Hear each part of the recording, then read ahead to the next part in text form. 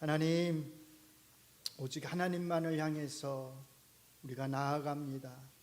오직 주의 말씀만을 붙들고 나아갑니다. 이 시간에 주의 말씀으로 우리를 깨우치시고 주의 말씀이 우리의 삶의 중심이 되게 하여 주시옵소서.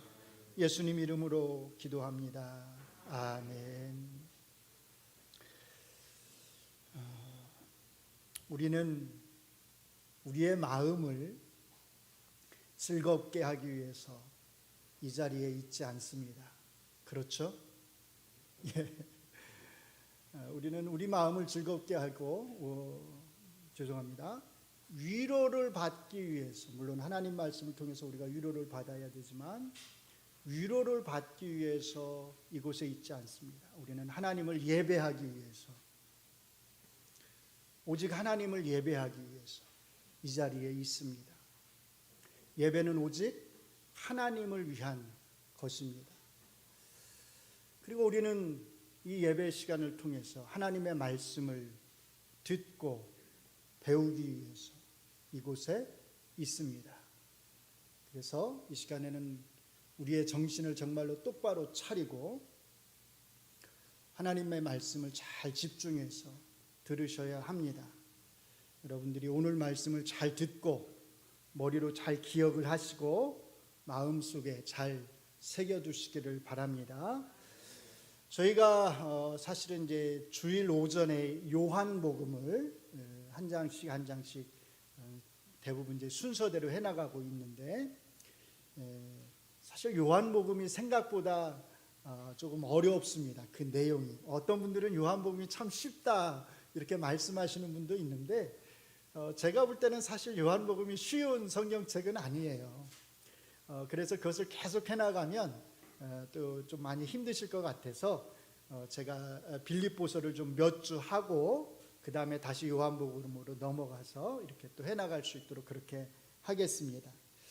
먼저 이제 저희가 이제 빌립보서를 몇 주간 해나갈 텐데, 그래서 빌립보서와 관련해서 우리가 알아야 될 몇 가지 기본적인 사항들에 대해서 좀 말씀을 드리도록 하겠습니다. 첫째로 빌립보서가 몇 장으로 되어 있는지 혹시 아시나요? 이거 9이 아닙니다. 4장입니다. 빌립보서는 4장으로 되어 있는 아주 짤막한 편지입니다. 둘째로 1절에 보시면 이 서신을 받는 수신자들에 대해서 뭐라고 말씀하냐면, 빌립보에 사는 모든 성도와 또한 감독들과 집사들에게 편지한다 이렇게 말씀합니다. 자, 여기 감독들 이렇게 말하는데, 우리가 알고 있는 쉬운 표현으로 하면 그냥 장로님들, 장로들 이렇게 생각하시면 됩니다. 그러니까 빌립보 교회에는 장로님들도 계시고 집사님들도 계십니다. 쉽게 말하면 교회의 조직이 어느 정도 잘 갖추어져 있는 교회라고 하는 것을 우리가 알 수 있고, 아마도 이런 조직이 좀 갖추어져 있는 것을 보면 적지 않은 성도님들이 함께 모여서 예배를 드리는 교회였다고 하는 것을 우리가 알 수 있습니다. 세 번째로 이 서신의 내용과 관련해서 조금 말씀을 드리면, 우리가 보통 빌립보서를 가리켜서 기쁨의 서신 이렇게 표현을 합니다.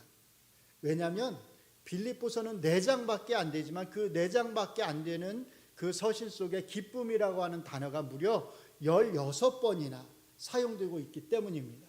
그러니까 평균적으로 보면 한 장에 몇 번이겠어요? 4번이나 기쁨이라고 하는 단어가 사용되고 있는 것을 우리가 알 수 있습니다. 아마 여러분들도 빌립보서 하면은 제일 먼저 떠오르는 구절 중에 하나가 빌립보서 4장 4절의 말씀, 주 안에서 항상 기뻐하라. 내가 다시 말하노니 뭐하라? 기뻐하라. 이 말씀이 떠오를 겁니다. 그런데 빌립보서가 이렇게 기쁨이라고 하는 단어가 빌립보서 전체의 분위기를 주도하고 있기는 하지만, 그럼에도 불구하고 사실은 빌립보서에서 가장 중요한 장은 몇 장이냐면 2장입니다. 2장에 혹시 어떤 내용이 나오는지 아시나요? 2장에 보시면 우리 예수님께서 저 하늘의 본체를 버리시고 하늘의 영광을 버리시고 이 땅에 오셨다. 자기를 낮추시고 낮아지셔서 우리를 위해서 이 땅에 오셨다고 하는 예수님의 낮아지심에 대해서, 예수님의 겸손에 대해서 말씀을 합니다. 그래서 여러분들이 빌립보서 그러면 사실은 제일 중요하게 떠올려야 될 장이 몇 장이냐면 2장입니다. 2장. 그리고 네 번째로는 바울 사도께서 이 빌립보서를 쓰게 된 계기가 있습니다. 다른 것이 아니라 빌립보 교회는 바울 사도께서 3차에 걸쳐서 선교 여행을 하시잖아요. 그런데 처음에 선교 여행을 나가실 때부터 선교 여행을 끝마칠 때까지 이 바울 사도에게 물질적으로 선교 헌금을 보냄으로써 바울 사도의 선교 사역에 함께 동참을 했습니다.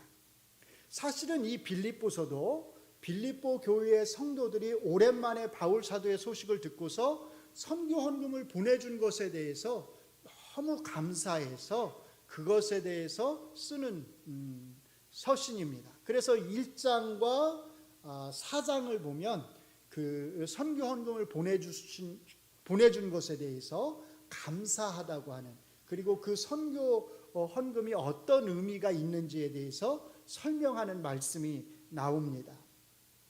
다섯 번째로 여러분이 좀 기억하셨으면 좋은 것은 뭐냐면, 아까 바울 사도께서 몇 차에 걸쳐서 선교 여행을 하셨다고요? 3차에 걸쳐서요. 자, 그러면 3번에 걸친 선교 여행 중에 빌립보 교회는 몇 차 선교 여행을 할 때 세워졌을까요? 2차 선교 여행을 할 때 세워졌습니다. 자, 2차 선교 여행을 할 때 사실은 제일 중요한 교회들이 많이 세워졌는데, 제가 제일 중요한 교회들이 많이 세워졌다라고 말씀드리는 이유는 뭐냐면, 우리가 신약 성경에 보면 바울 서신들이 있는데 빌립보서도 그 중에 하나고, 또 고린도서 있죠, 또 데살로니가서 있죠, 또 에베소서 있죠. 이렇게 성경에 나오는 이 지역 이름을 딴 서신들, 이 서신들이 전부 다 2차 선교 여행 때 세워진 교회들입니다. 그러니까 이 성경에 나와 있는 주요 지역들은 바울 사도께서 2차 선교 여행 때 세우신 교회들이구나, 이렇게 머릿속에 기억을 해두시면 좋습니다. 이 2차 선교 여행에 대해서는 사도행전 15장 36절 이하에서 비교적 상세히 설명이 되고 있습니다.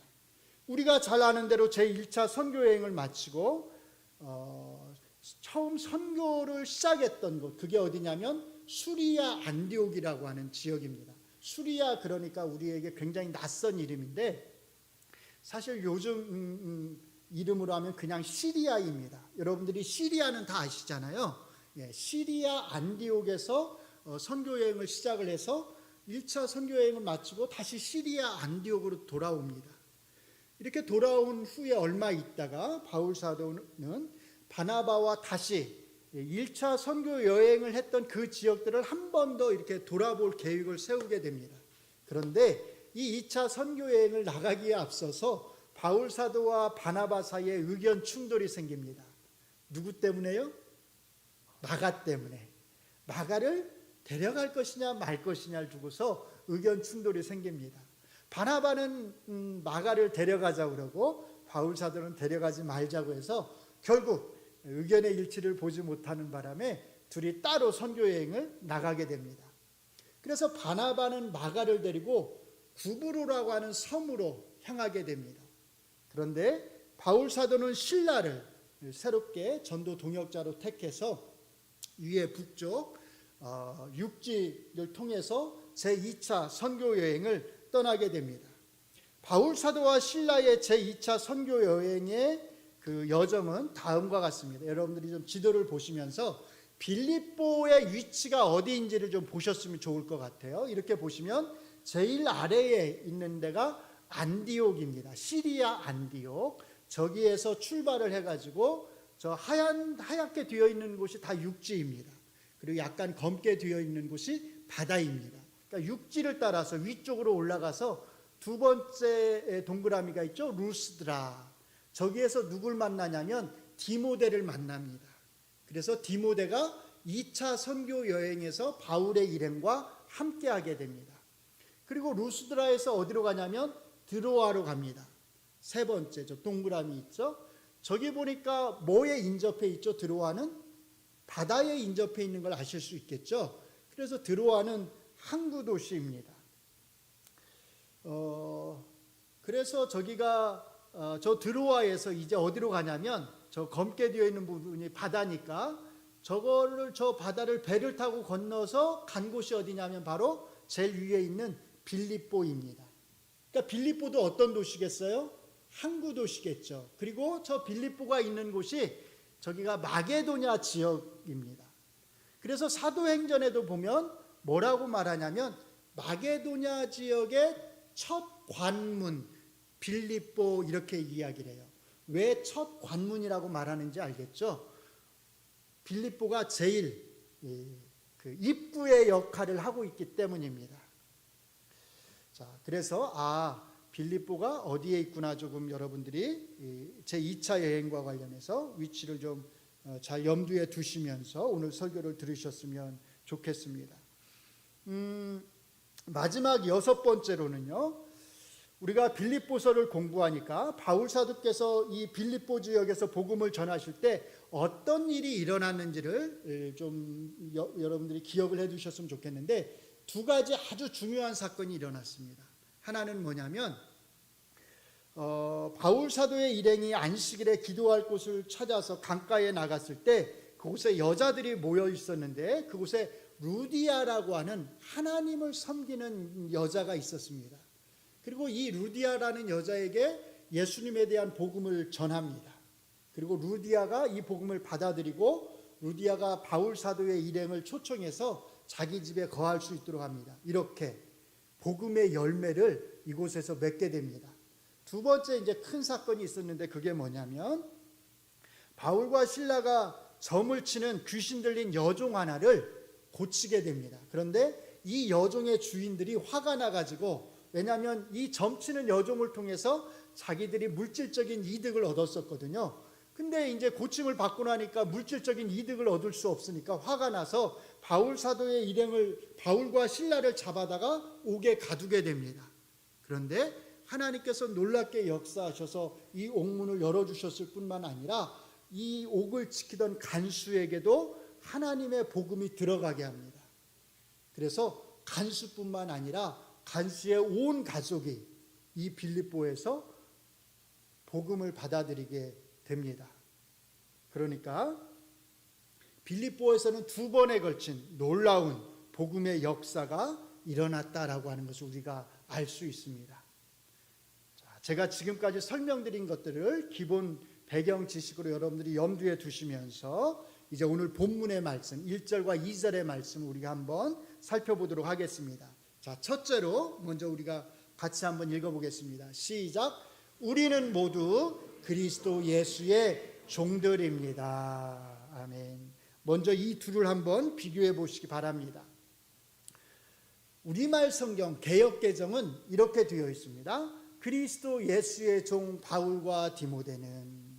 그런데 헬라어 원문에 보면 그리스도 예수의 종들 바울과 디모데는 이렇게 되어 있습니다.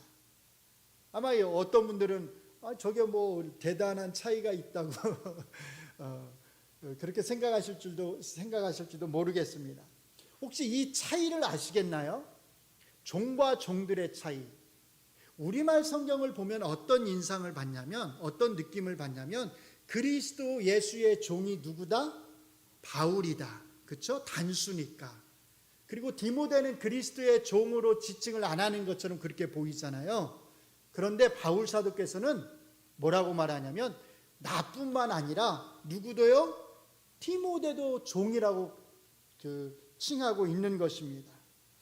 바울 사도만이 아니라 디모데까지도 그리스도 예수의 종들 이렇게 아주 분명하게 말씀을 하십니다. 이것이 사소한 차이 같지만 사실은 결코 그렇지 않습니다. 바울은 늘 자신이 사도임을 강조했습니다. 왜냐하면 바울 사도는 늘 그 사도성에 대해서 예수님을 직접 목격하지 못했기 때문에 사도성에 대해서 의심을 받았고 많은 사람들이 바울은 사도가 아니라고 그렇게 주장을 했습니다. 그래서 바울 사도는 특별히 갈라디아서에서 나는 예수님을 직접 눈으로 보지 못했지만 예수님의 부활을 목격한 사도라고 하는 것에 대해서 아주 강하게 주장을 합니다. 뿐만 아니라 우리가 에베소서를 작년에 살펴봤잖아요. 에베소서 1장 1절이 어떻게 시작이 되냐면 이렇게 시작이 됩니다. 하나님의 뜻으로 말미암아 그리스도 예수의 사도된 바울은, 그러니까 나는 뭐다? 나는 누구다? 사도다. 나는 사도인데 내가 사도가 된 것은 누구의 뜻으로? 하나님의 뜻으로 나는 사도가 되었다라고 이렇게 강조합니다. 그런데 오늘 빌립보서에서는 자기의 사도됨을 나타내지를 않습니다. 오히려 자기 자신과 디모데를 함께 언급하면서 그리스도 예수의 종들 이렇게 소개를 합니다. 쉽게 말해서 자기 자신과 디모데를 구별하지 않고 있다라는 것입니다. 만약 바울 사도께서 그리스도 예수의 사도된 바울과 나를 돕는 디모데는 이렇게 소개를 했다면 이건 잘못된 걸까요? 문제가 없는 걸까요? 사실은 문제가 없습니다. 왜냐하면 맞는 말이지요. 바울은 사도이고 디모데는 바울을 돕는 역할을 하는 젊은이였습니다. 그렇게 소개를 했어도 아무 문제가 없습니다. 실제로 그랬기 때문입니다. 그러나 그럼에도 불구하고 바울 사도는 자기 자신과 어린 디모데 사이에 구별을 두지 않고 둘 다 뭐다? 그리스도 예수의 종들이다 이렇게 소개를 하고 있습니다. 우리는 이것을 잘 기억해야 합니다. 교회 안에는 다양한 직분자들이 있습니다. 저희 장로교회의 경우에는 목사와 장로와 권사와 안수집사와 집사가 있습니다. 그러나 이런 직분은 교회 안에서의 우리의 높고 낮은 지위를 나타내는 것이 결코 아닙니다. 우리의 주님이신 예수님 앞에서 우리는 모두가 다 똑같은 신분으로 그리스도 예수의 종으로 하나님 앞에 서 있습니다. 우리 모두는 오직 그리스도를 위해서 이 직분을 감당하는 사람들입니다. 물론 그렇다고 해서 교회의 직분자들인 목사나 장로, 권사 등을 무시해도 된다는 말이 아닙니다. 이 직분들은 아주 귀한 직분들입니다. 에베소서는 이 직분들이 하나님께서 주신 선물이다라고 분명하게 말씀을 합니다. 그래서 교회 직분들은 아주 귀한 것입니다. 그래서 우리는 직분자들을 존중해야 합니다. 귀하게 여길 줄 알아야 합니다. 그러나 교회 안에 있는 모든 직분자는 다 그 누구도 예외가 없이 그리스도 예수의 종으로서 직분자다라고 하는 것을 기억해야 합니다. 목사는 그리스도 예수의 종으로서 목사입니다. 장로는 그리스도 예수의 종으로서 장로입니다. 권사는요, 그리스도 예수의 종으로서 권사입니다. 우리가 이 앞에 표현을 떼어버린다면, 그리스도 예수의 종이라고 하는 이 표현을 떼어버린다면 목사라고 하는 직분이 권력이 될 수 있습니다. 자기 마음대로 교회를 이끌어 나가려고 할 수 있습니다. 자기 마음대로 성도들을 대할 수 있습니다. 장로님도 마찬가지입니다. 그 앞에 그리스도 예수의 종이라고 하는 이것을 떼어내는 순간 장로라고 하는 그 직분이 힘이 될 수 있습니다.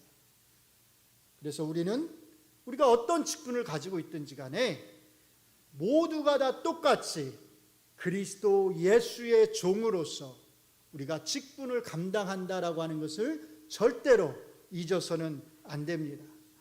그래야 겸손할 수 있고 그래야 낮은 모습으로 성도들을 섬기고 교회를 섬길 수 있습니다. 사랑하는 성도 여러분, 여러분의 직분이 무엇이든 우리 모두는 그리스도 예수의 종이라고 하는 사실을 기억하면서 낮은 자리에서 더욱 겸손한 모습으로 하나님의 교회를 섬기시기를 바랍니다. 둘째로 같이 읽습니다.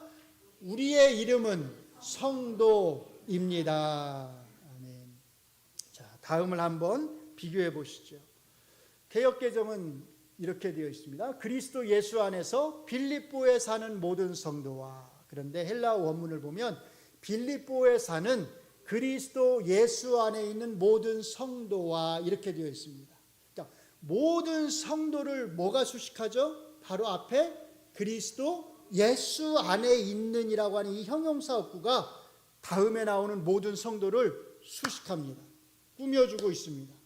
우리가 왜 성도라고 불릴 수 있느냐? 그것은 우리가 어디 안에 있기 때문에요? 그리스도 예수 안에 있기 때문입니다. 누가 성도라고 불릴 수 있죠? 그리스도 예수 안에 있는 사람만 성도라고 불릴 수 있습니다. 아무나 성도라고 불릴 수 있는 것이 아닙니다. 그래서 성도라고 하는 이 이름은 아주 특별한 이름이고 고귀한 이름입니다. 거룩한이라고 하는 이 표현은 사실 누구에게만 사용되냐면 하나님에게만 사용될 수 있는 표현이었습니다. 하나님 외에 누가 감히 거룩하다 이렇게 말을 할 수 있겠습니까? 그런데 성경은 하나님에게만 사용될 수 있는 이 단어를 이제 그리스도 예수 안에 있는 모든 사람에게 사용하고 있습니다. 그리스도 예수 안에 있는 사람은 이제 하나님처럼 거룩하게 되었을 뿐만 아니라 하나님처럼 거룩한 삶을 살아가야 하는 사람들이 되었기 때문입니다. 성도, 거룩한 무리, 거룩한 사람들. 얼마나 귀한 이름입니까? 얼마나 값진 이름입니까? 우리가 잘해서 얻은 이름일까요?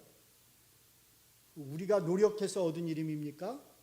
우리 힘으로 얻은 이름일까요? 절대로 아닙니다.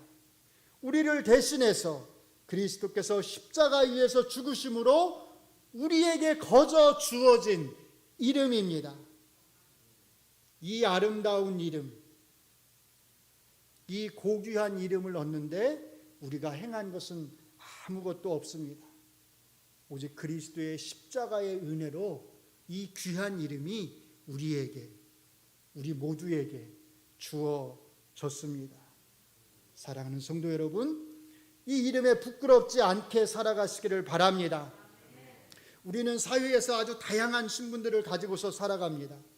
어떤 사람은 직장에서 높은 지위에 있을 수 있습니다. 큰 교회 같은 경우는, 물론 우리 교회는 이제 작은 교회니까 그런 분들이 계시지 않지만, 큰 교회 같은 경우면 대기업의 사장님이 계실 수도 있고 회장님이 계실 수도 있고 교수님이 계실 수도 있고 판검사들이 있을 수도 있습니다. 또 어떤 사람은 직장에서 높은 지위로 있다가 은퇴한 사람이 있을 수도 있습니다. 그러나 그 사람이 밖에서 직장에서 어떤 신분의 지위를 가지고 있던 사람이든 그 사람이 일단 예수 그리스도를 믿고 교회 공동체 안에 들어오면 그가 가지고 있던 모든 신분은 다 사라집니다.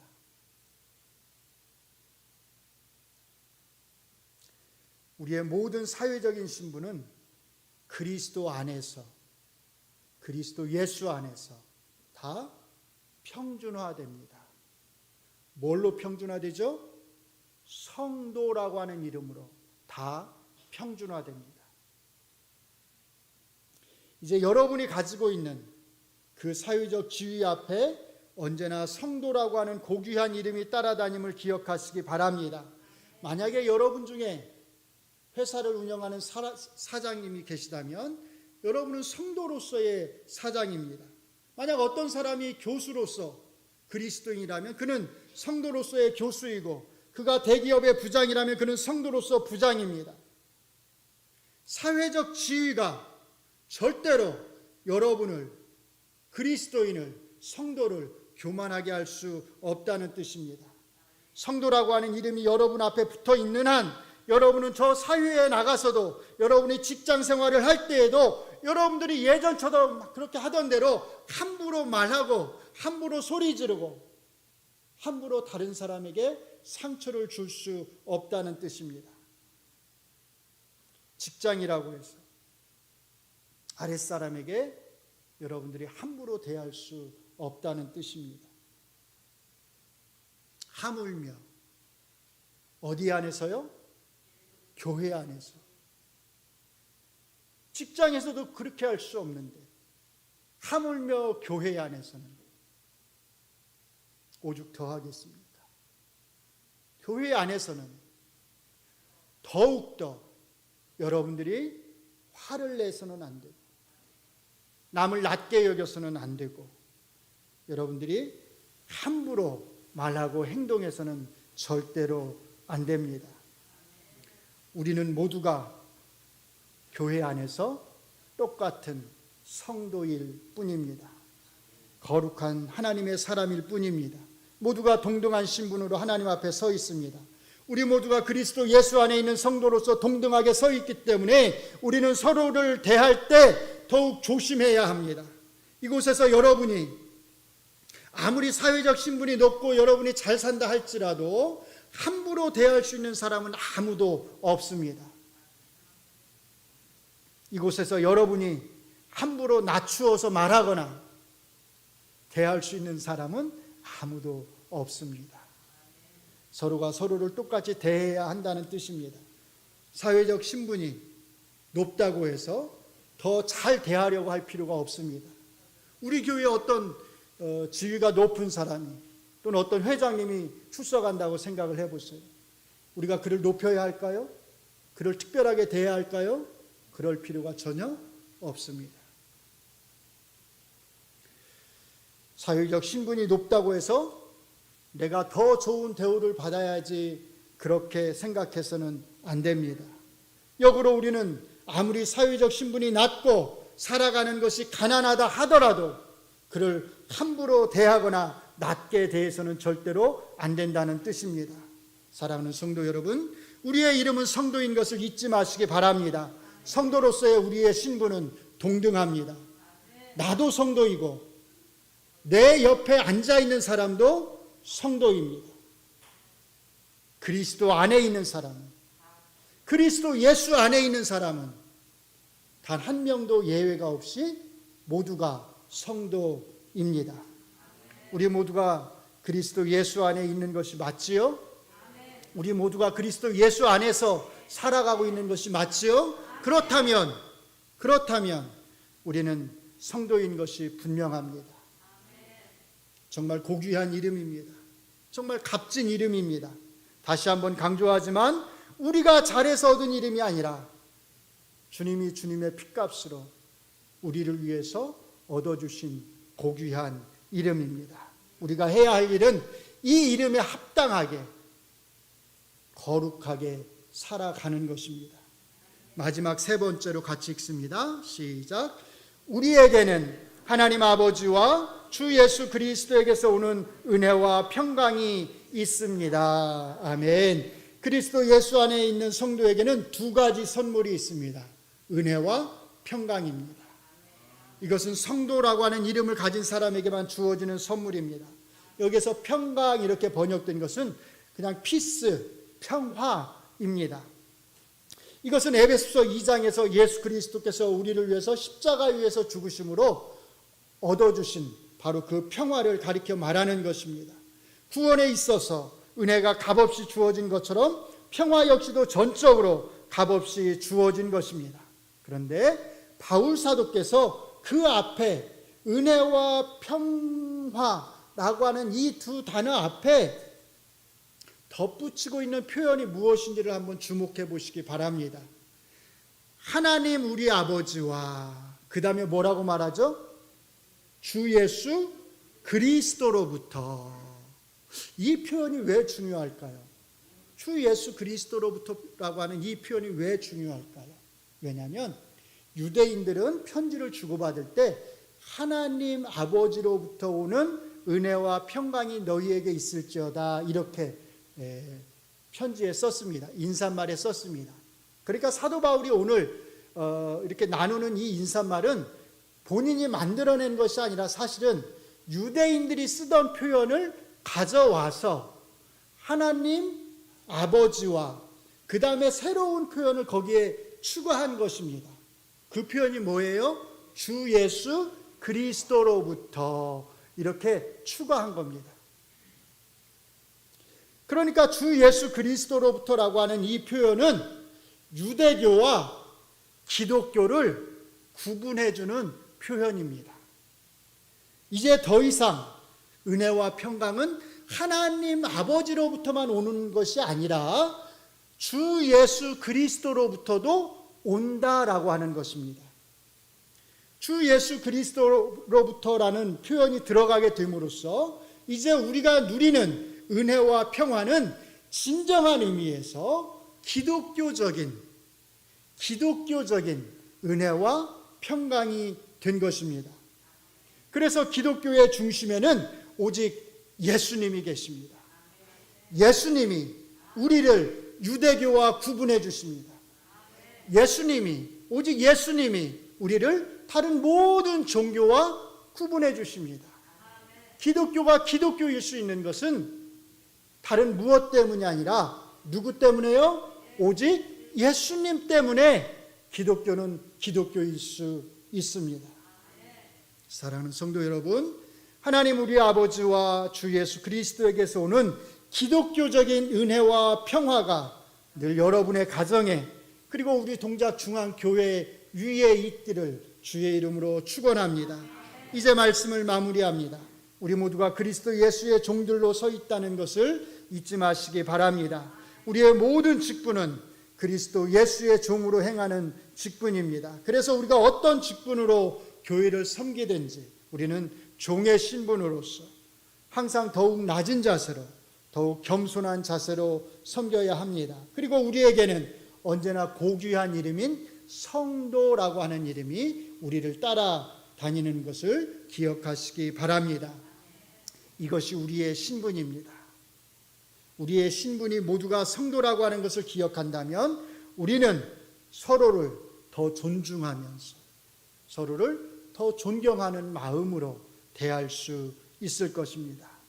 그리고 우리가 성도로서 행동하고 서로를 성도로서 동등하게 대할 때 우리 교회 공동체 안에는 하나님 우리 아버지와 주 예수 그리스도로부터 오는 은혜와 평화가 항상 머물러 있을 것입니다. 오직 우리 주 예수께서 홀로 이루어 주신 이 평화가 우리 안에서 깨어지지 않도록 우리 동작중앙교회 모든 성도님들이 함께 힘써 주시고 함께 기도해 주시기를 바랍니다. 기도합니다. 하나님 우리 아버지와 주 예수 그리스도에게서 오는 은혜와 평화가 우리 교회 공동체 안에 우리의 가정 안에 늘 머물기를 간절히 원합니다. 우리가 성도로서 성도라고 하는 이름에 부끄럽지 않게 그렇게 말하고 행동한다면 바로 이 평화와 이 은혜가 우리를 떠나지 않을 줄로 믿습니다.